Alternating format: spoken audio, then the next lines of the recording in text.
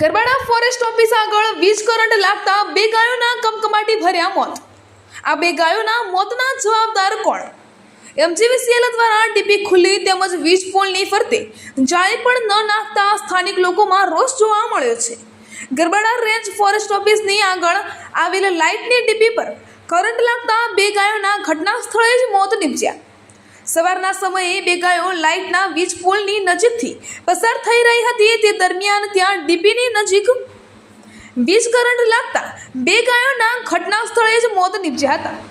ઘટનાને લઈને સ્થાનિક લોકોમાં એમજીવીસીએલને લઈને દોષ જોવા મળ્યો હતો, જેમાં સ્થાનિક લોકો આક્ષેપો કરવામાં આવી રહ્યા છે કે એમજીવીસીએલ દ્વારા ડીપીઓ ખુલ્લી મૂકવામાં આવે છે, જેના કારણે વીજ કરંટ લાગતા આ ગાયોના મોત નીપજ્યા।